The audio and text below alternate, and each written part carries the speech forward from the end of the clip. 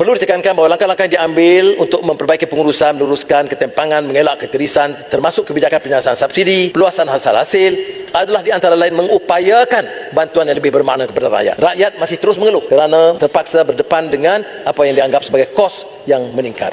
Sebab itu, kita berikan peningkatan tertinggi kepada STR dengan sumbangan asas rahmah. Saya ingin umumkan, pada tahun ini, program asas rahmah SARA untuk rakyat miskin dan STR akan mendapat peningkatan terbesar dalam sejarah, 13 bilion ringgit. Ini akan memberi manfaat kepada 9 juta penerima atau 60% penduduk dewasa negara. 4.1 juta penerima STR akan menerima SARA sebanyak RM100 sebulan ketimbang 700,000 penerima sebelum ini. Bantuan SARA dikreditkan dalam MyKad. Penerima bermula April 2025 dibelanjakan untuk membeli barangan asas, minuman, ubatan, barang persekolahan dan lain-lain. Dan 600 pasaraya akan disediakan untuk bersama dalam bidang ini. Kategori bujang tidak ketinggalan. Mereka akan mendapat STR RM600. Penambahan ini adalah 3 bilion ringgit, membolehkan kadar maksimum diterima. Maknanya, isi rumah meningkat kepada RM4,600. Kita akui dan mendengar terus rungutan demi rungutan tentang kos sara hidup. Lantaran itu, kita mengambil langkah serta kebijakan ekonomi yang merupakan peningkatan peruntukan dan kadar maksimum bantuan tunai yang pernah diberikan oleh kerajaan. Ini juga akan ditambah melalui peningkatan peruntukan bantuan tunai di bawah Jabatan Kebajikan Masyarakat meningkat kepada 2.9 bilion ringgit bantuan oleh JKM. Kadar bantuan bulanan kepada rakyat miskin ditingkatkan.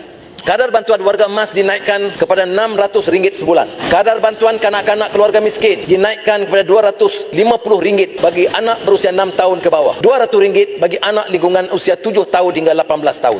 Untuk wilayah persekutuan, kadar bantuan am dinaikkan kepada RM150 dengan kadar maksimum sekeluarga RM500 sebulan. Saya percaya kerajaan negeri yang sudah terus mengadakan program ini ataupun kalau boleh ditambah. Jika dihitung keseluruhan bantuan STR, SARA dan JKM tidak termasuk zakat dan bantuan negeri atau bantuan NGO, isi rumah miskin dengan 3 anak di Malaysia layak menerima bantuan lebih RM13,000 setahun. Yang ini peningkatan yang tertinggi yang pernah diperkenalkan.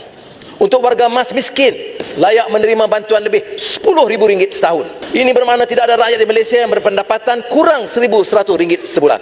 Paling miskin sekalipun mesti ada minimum RM1,100 sebulan. Ini tanpa dimasukkan bantuan yayasan, zakat, kerajaan negeri. Tanggungjawab kita nak pastikan tidak ada keciciran.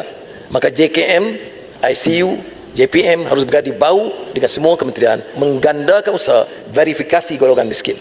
Seluruh jentera kerajaan digerakkan bagi menggebeling kekuatan, mengawal harga dan bekalan barangan untuk termasuk menghapus tembok penguasaan kartel yang meratah keuntungan maha besar daripada wang rakyat.